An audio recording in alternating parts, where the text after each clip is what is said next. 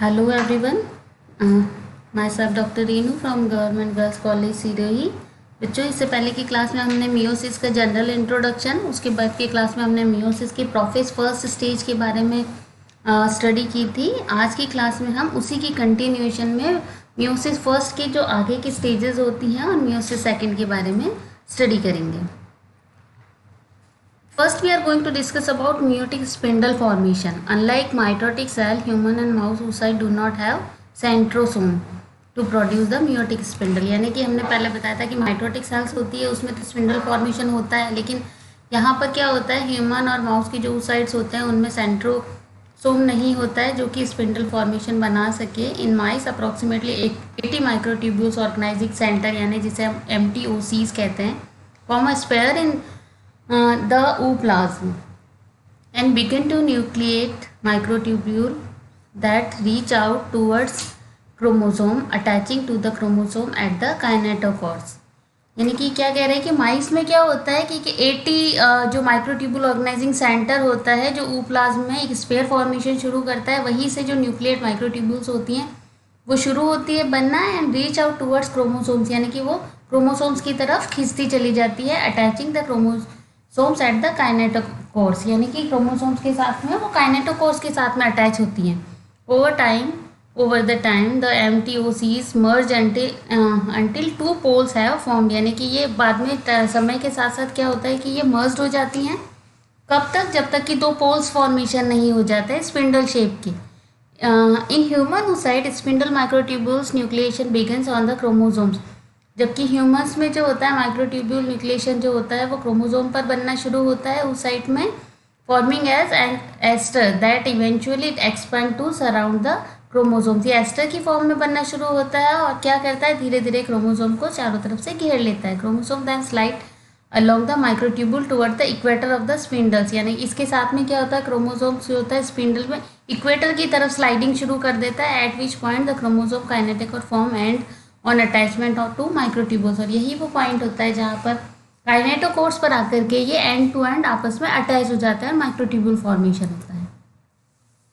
Now हम prophase first के बाद की स्टेज की बात करेंगे, metaphase first. Homologous pairs move together along the metaphase plate, यानी कि जो होमोलोगस पेयरिंग होते हैं वो एक साथ में मेटाफेज प्लेट पर मूव करते हैं। As kinetochore microtubule form both spindle poles attach to their respectively kinetochores, यानी कि माइक्रोट्यूबुल्स होती है वो अपने अपने काइनेटोकोर्स पर जाकर अटैच हो जाती है। The paired homologous chromosomes align along an equatorial plane that bisects the spindles, यानी कि ये जो होमोलोगस क्रोमोसोम्स होते हैं वो इक्वेटोरियल प्लेन पर इस तरीके से अलाइनमेंट करते हैं कि स्पिंडल्स के बाइसेक्ट्स फॉर्मेशन हो जाता है due to continuous contribution forces exerted on the bivalent by the microtubules emanating from the two kinetochores of homologous chromosomes. This attachment is referred to as bipolar attachment। यानी कि हम क्या कह रहे हैं कि जैसे जैसे ये होमोलोगस पेयरिंग की इक्वेटोरियल प्लेन पर जो अलाइनमेंट होता है वो बाइसेक्ट्स बनाते हैं स्पिंडल्स के, और ये कंटिन्यूअस जो होता है आउटर बैलेंसिंग काउंटर बैलेंसिंग होती रहती है फोर्स की, जो बाइवैलेंट्स को बाहर की तरफ खींचते रहता है। माइक्रोट्यूबुल्स का जो होता है वो बाहर की तरफ खींचना शुरू हो जाता है, और इस अटैचमेंट को हम बाइपोलर अटैचमेंट कहते हैं। The physical basis of the independent assortment of chromosome is the random orientation of each bivalent along the metaphase plate. क्या कह रहे हैं हम कि हम जब स्वतंत्र अपव्यूहन, मैंडल का जो स्वतंत्र अपव्यूहन नियम है उसमें हम बताते हैं कि जो क्रोमोसोम्स होते हैं उनका इंडिपेंडेंट असॉर्टमेंट होता है, यानी स्वतंत्र अपव्यूहन होता है। और ये जो होता है वो इसी चीज़ पर डिपेंड करता है कि बाइवैलेंट जो बनाए हैं हमने मेटाफेज प्लेट पर उनका ओरिएंटेशन किस तरीके से, with respect to the orientation of the bivalent along the same equatorial line, यानी कि जब बाइवैलेंट का ओरिएंटेशन जो होता है उनका जो विन्यास होता है वो जो इक्वेटोरियल लाइन होती है उसके साथ में अलोंग उसी के पैरेलल में ही चलता है, और इसी के रेस्पेक्ट में ये डिसाइड होता है कि इंडिपेंडेंट असॉर्टमेंट जो है क्रोमोसोम्स का वो किस तरीके से होगा। The protein complex cohesion hold sister chromatids together from the time of their replication until anaphase, यानी कि जो प्रोटीन कॉम्प्लेक्स होता है ये जो सिस्टर क्रोमेटिड्स होता है उनको एक साथ में कोहेशन यानी कि जोड़ के रखने का काम करता है, जब तक कि जो रेप्लिकेशन होता है वो एनाफेज मतलब एनाफेज स्टेज तक ये जो सिस्टर क्रोमेटिड्स होते हैं वो कोहेशन फोर्स के द्वारा आपस में एक दूसरे के साथ में जुड़े हुए ही रहते हैं। In mitosis the force of kinetochore microtubules pulling in opposite direction create tension. In meiosis, establishing tension ordinarily requires at least one crossover per chromosome pair in addition to cohesion between sister chromatids. यानी कि meiosis में ये जो establishment होता है tension force का जो वो उसको रिक्वायरमेंट होती है मिनिमम एक क्रॉसिंग ओवर पर क्रोमोसोम होना ही चाहिए. यानी जो एक क्रोमोसोम पेयर होते हैं उसमें मिनिमम एक क्रॉसिंग ओवर की रिक्वायरमेंट होती है ये जो टेंशन होता है उसके एस्टैब्लिशमेंट के लिए और कोहेशन को आपस में सिस्टर क्रोमेटिड्स को पेयरिंग को बनाए रखने के लिए. Now anaphase first kinetochore microtubule shorten pulling homologous chromosomes to opposite poles. यानी कि एनाफेज स्टेज लगभग सिमिलर ही होती है माइटोसिस की जो एनाफेज होती है. होमोलोगस क्रोमोसोम्स की पुलिंग होती है अपोजिट पोल्स की तरफ. नॉन काइनेटिक और माइक्रोट्यूबुल्स लेंथन यानी कि जो नॉन काइनेटिक और माइक्रोट्यूबुल्स होता है उनकी लेंथ इंक्रीज होती है pushing the centrosomes further apart. यानी कि वो सेंट्रोसोम्स को क्या करती है दूर की तरफ पुश करती है. The cell elongates in preparation for division down the centre. और सेल का जो होता है इलोंगेशन होता है सेल डिवीजन की प्रिपरेशन होती है सेंटर की तरफ. Unlike in mitosis only the cohesion from the chromosome is degraded while the cohesion surrounding the centromere remains protected by the protein name shugoshin protein. यह एक प्रोटीन का नाम है सुगोसिन जो माइटोसिस की तरह ही इसमें भी एक प्रोटीन पाया जाता है जो सेंट्रोमियर्स को रिमेन प्रोटेक्टेड यानी कि चारों तरफ से प्रोटेक्ट करके रखता है. What prevent the non sister chromatids from separating. और ये फंक्शन क्या करता है ये प्रोटीन ये जो सिस्टर क्रोमेटिड्स होता है उसके सेपरेशन को रोकने का काम करता है. उनको आपस में सेपरेट नहीं होने देता है. This allow the sister chromatids to remain together while homologues are segregated. यानी कि सिस्टर क्रोमेटिड्स तो आपस में जुड़े हुए रहते हैं लेकिन जो होमोलोगस क्रोमोसोम्स होते हैं होमोलोग्स जो होते हैं वो एक दूसरे से अलग हो जाते हैं. Now telophase first the first meiotic division effectively ends when the chromosomes are at the poles. यानी कि जो मियोसिस फर्स्ट की जो प्रोसेस होती है वो ये उसकी समाप्ति की ओर की अवस्था होती है जब क्रोमोसोम्स होते हैं बिल्कुल अपोजिट पोल्स पर पहुंच जाते हैं. Each daughter cells now has half the number of chromosome but the each chromosome consist of a pair of chromatids. यानी कि जो हर पुत्री कोशिका बन रही है उसमें जो क्रोमोसोम्स के नंबर होते हैं संख्या होती है वो तो आधी हो जाती है बट क्रोमोसोम्स के अंदर जो क्रोमेटिड्स होते हैं वो पेयरिंग में पाए जाते हैं. यानी कि one pair of chromatids present होते हैं हर एक क्रोमोसोम में. The microtubules that makeup the spindle network disappear. यानी कि जो स्पिंडल नेटवर्क बनाने वाली जो माइक्रोट्यूब्यूल्स थी वो विलोपित हो जाती है डिसअपियर हो जाती है. And a new nuclear membrane surround each haploid site. और जो नया हमारा हैप्लॉइड साइट बना है उसको चारों तरफ से एक नई जो न्यूक्लियर मेम्ब्रेन होती है केंद्रक झिल्ली होती है वो चारों तरफ से घेर लेती है. The chromosome uncoil back into chromatin. जो क्रोमोसोम्स होते हैं वो फिर से दोबारा से अनकॉइल्ड हो जाते हैं क्रोमेटिन लाइक स्ट्रक्चर में. Cytokinesis the pinching off the cell membrane in animal cell off और the formation of cell one in plant cell occurs completing the creation of two daughter cells. यानी कि cytokinesis की process यहाँ पे शुरू हो जाती है जो कि हम जानते हैं दो तरीके से हो सकती है. या तो सेल प्लेट फॉर्मेशन होगा या फिर सेल वॉल फॉर्मेशन होता है जैसे कि प्लांट सेल्स में पाया जाता है. वॉल फॉर्मेशन होता है जो दो डॉटर सेल्स नहीं बनी है हमारी पुत्री कोशिकाएं वो एक दूसरे से अलग हो जाती है. Sister chromatids remain attached during telophase first. यानी कि टीलोफेज फर्स्ट जो स्टेज आती है यहाँ तक भी जो सिस्टर क्रोमेटिड्स है वो हमेशा आपस में जुड़े हुए ही रहते हैं उनका सेपरेशन नहीं होता. सेल्स में enter a period of rest known as interkinesis और इंटरफेज सेकेंड. इसके बाद में जो कोशिका होती है वो एक रेस्ट स्टेज में आ जाती है एक सुप्त अवस्था में आ जाती है जिसे हम इंटरकाइनेज अवस्था या इंटरफेज सेकेंड कहते हैं. No DNA replication occurs during this stage. यानी कि यह वह अंतरावस्था होती है जहाँ पर डीएनए का किसी भी प्रकार का रेप्लिकेशन नहीं होता है. Now meiosis second. यानी कि ये टीलोफेज फर्स्ट खत्म होने के साथ साथ ही हमारा मियोसिस फर्स्ट की जो प्रोसेस है वो खत्म हो गई है. हमारी पुत्री कोशिकाएं बन चुकी है उन दोनों में सेपरेशन भी हो चुका है. अब मियोसिस सेकेंड की अगर हम बात करें it is a second meiotic division the usually involves equational segregation और सेपरेशन ऑफ सिस्टर क्रोमेटिड्स. यानी हमने अभी बताया कि सब कुछ हो चुका है पुत्री कोशिकाएं बन चुकी है लेकिन जो सिस्टर क्रोमेटिड्स थे वो अभी भी पेयर्ड हैं एक दूसरे के साथ जुड़े हुए हैं. तो मियोसिस सेकेंड की जो प्रोसेस होती है उसमें सिस्टर क्रोमेटिड्स होते हैं वो एक दूसरे से सेपरेट होते हैं इनका सेग्रीगेशन हो जाता है. Mechanically the process is similar to mitosis. अगर हम यांत्रिक रूप से बात करें या किस तरीके से ये प्रोसेस होती है तो ये जस्ट जो माइटोसिस हमने पढ़ाया था समसूत्री विभाजन ये बिल्कुल उसके समान ही होती है. Though its genetic results are fundamentally different.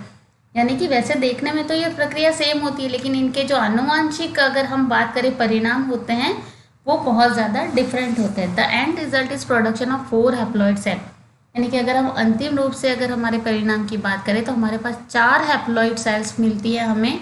N chromosome is 23 human, यानी कि जो 4 हैप्लॉइड सेल्स बनती है उनमें अगर हम क्रोमोजोम नंबर की बात करें तो एन नंबर, यानी कि जो हैप्लॉइड नंबर ऑफ क्रोमोजोम्स होते हैं ह्यूमन में 23 होते हैं। फ्रॉम द 2 हैप्लॉइड सेल्स, यानी कि ये प्रोसेस क्या हुई, हमारे पास में शुरू में 2 हैप्लॉइड सेल थी, उससे हमें 4 हैप्लॉइड सेल मिली है produce in meiosis first. The 4 main steps of meiosis second are, meiosis second की जो अगर हम 4 स्टेप्स की बात करें, these are prophase second, metaphase second, anaphase second and telophase second. In prophase second, we see the disappearance of nuclei and the nuclear envelope again, as well as the shortening and thickening of the chromatids। ये बिल्कुल वैसी ही होती है जैसे कि generally हमने prophase की बात की थी, न्यूक्लियर एनवेलप डिसअपियर हो जाता है और जो शॉर्टनिंग और थिकनिंग ऑफ क्रोमेटिड्स होती है वो शुरू हो जाती है। Centrosomes move to the polar region, यानी कि सेंट्रोसोम्स होता है वो ध्रुवीय क्षेत्रों की तरफ जाने लग जाता है, मूवमेंट हो जाती है उसकी। Arrange spindle fibres for the second meiotic division, और क्या काम करता है सेंट्रोमियर्स, ये स्पिंडल फाइबर्स के अरेंजमेंट को शुरुआत कर देता है, जो कि आगे के हमारे जो अर्धसूत्री विभाजन होता है उसकी शुरुआत होती है। In metaphase second, the centromeres contain 2 kinetochores that attach to the spindle fibres from the centrosome at opposite poles, यानी कि जो मेटाफेज स्टेज पे बिल्कुल वैसे ही कह सकते हैं हम, 2 काइनेटोकोर्स होते हैं हमारे पास में जहाँ पर स्पिंडल फाइबर्स होते हैं जुड़े हुए होते हैं और सेंट्रोसोम्स के अपोजिट पोल्स की तरफ होते हैं। The new equatorial metaphase plate is rotated by 90 degree when compare to meiosis first, यानी कि अगर हम इसमें कुछ अलग बात करें तो ये होती है कि जो हमारी इक्वेटोरियल मेटाफेज प्लेट होती है वो रोटेट हो जाती है 90 डिग्री के कोण पे मियोसिस फर्स्ट का जो अगर हम उसके साथ कोण के साथ कंपेयर करें तो perpendicular to the previous plate, यानी कि मियोसिस फर्स्ट में जो हमारी मियोटिक प्लेट फॉर्मेशन हुआ था फर्स्ट, उसके परपेंडिकुलर आ जाता है 90 डिग्री के एंगल पे आ जाती है जो हमारी सेकेंड इक्वेटोरियल मेटाफिजिक प्लेट बनी है वो। This is followed by anaphase second in which the remaining centromeric cohesion not protected by सुसिंग any more is cleaved allowing the sister chromatids to segregate, यानी कि एनाफेज सेकेंड की अगर हम बात करें तो जो हमारा सेंट्रोमियर का जो कोहेशन होता है, और यहाँ पर हम ये भी बता दें कि यहाँ पर हमारे पास में कोई भी शुगोसिन जैसा कोई प्रोटीन नहीं होता है जो सिस्टर क्रोमेटिड्स को एनवेलप करके रखे और उनको सेग्रेट या सेपरेट होने से रोके। The sister chromatids by convention are now called sister chromosomes as they move towards opposite poles, और यहाँ पर सेग्रीगेशन होने के बाद में हमने बताया प्रोटीन नहीं है तो सिस्टर क्रोमेटिड सेग्रीगेट हो गए, और सेग्रीगेट होने के बाद में जो सिस्टर क्रोमेटिड्स है अब हम उन्हें सिस्टर क्रोमोसोम्स नाम से बुलाते हैं और अपोजिट पोल की तरफ मूवमेंट कर जाते हैं। The process ends with telophase second, और जो आखिरी अवस्था होती है या मियोसिस सेकेंड की अगर हम बात करें, सेकेंड इस साइकिल की बात करें तो ये टेलोफेज सेकेंड के साथ में ही खत्म हो जाता है, which is similar to telophase first, यानी कि अब बिल्कुल टेलोफेज फर्स्ट की जैसे ही होता है। Is marked by डीकंडेंसेशन and lengthening of the chromosomes, यानी कि क्रोमोसोम्स का फिर से डीकंडेंसेशन हो जाता है, लेंथनिंग हो जाती है, लंबाई में वृद्धि हो जाती है, and the disassembly of the spindles, और जो स्पिंडल फाइबर्स होते हैं उनकी फिर से डिसअसेंबली हो जाती है। न्यूक्लियर एनवेलप रीफॉर्म, यानी कि चारों तरफ का जो केंद्र का आवरण होता है, झिल्ली होती है, वो फिर से रीअपियर हो जाती है। क्लीवेज और cell plate formation eventually produce a total of 4 daughter cells, और फिर से वही प्रोसेस है तो क्लीवेज फॉर्मेशन होगा या फिर सेल प्लेट फॉर्मेशन होता है, फिर से हमारे पास में 4 हैप्लॉइड डॉटर सेल्स मिल जाती है, each with the haploid set of chromosomes, यानी कि जो 4 हमारे पास पुत्री कोशिकाएं आई हैं उन सब में एक एक हैप्लॉइड सेट ऑफ क्रोमोसोम्स पाया जाएगा। Meiosis is now complete and ends up with 4 new daughter cells, यहाँ हमारी जो मियोसिस का जो साइकिल होता है वो कंप्लीट हो जाता है, पूरा हो जाता है, और हमारे पास में 4 नई पुत्री कोशिकाएं प्राप्त हो जाती हैं। The slide is showing the diagrammatic representation of all the stages of meiosis, starting with prophase first, metaphase first, anaphase first, telophase first, then prophase second, metaphase second, anaphase second, and in the last 4 haploid cell, telophase second. Now the slide is showing the difference between mitosis and meiosis. आप देख सकते हैं जो mitosis होता है वो occurs in all organism except viruses. It creates body cells, 1 cell division होता है, no recombination और crossing over होता है, produce 2 diploid daughter cells बनाती हैं, daughter cells are identical, यानी कि ये सभी ऑर्गेनिज्म में पाया जाता है वायरस को छोड़ के। या नई जो होती है शरीर की कोशिकाएं बनाता है। इसमें जो डिवीज़न होता है वो हमेशा सिर्फ एक ही बार होता है और इसमें किसी भी प्रकार का रिकॉम्बिनेशन यानी जेनेटिक रिकॉम्बिनेशन या क्रॉसिंग ओवर की प्रोसेस नहीं होती है। हमारे पास में जो डॉटर सेल्स बनती हैं वो डिप्लॉयड होती हैं और आइडेंटिकल होती हैं। जबकि अगर हम मियोसिस की बात करें, it occurs in animal, plant and fungi, यानी सभी जगह पाया जाता है। क्रिएट सेक्स सेल, इसका जो मेन फंक्शंस होता है वो हम पहले भी बता चुके हैं। गैमेट फॉर्मेशन होता है, या अगर हम सेक्स सेल्स की बात करें तो स्पर्म और एग फॉर्मेशन का काम होता है मियोसिस का। मेनली दो प्रकार के डिवीजन से कंप्लीट होता है। इसमें दो जो होते हैं सेल डिवीजन पाए जाते हैं और डेफिनेटली जेनेटिक रिकॉम्बिनेशन और क्रॉसिंग ओवर की प्रोसेस होती है इसमें, जो प्रोफिस में बताई थी हमने आपको। ये 4 हैप्लॉइड डॉटर सेल्स बनाता है, यानी 4 हैप्लॉइड एकल पुत्री कोशिकाएं बनाता है। और daughter cells are genetically different, यानी कि अगर हम बात करें ये आइडेंटिकल नहीं होती है, जेनेटिकली ये एक दूसरे से अलग होती हैं। Now this is all about the meiosis. Thank you.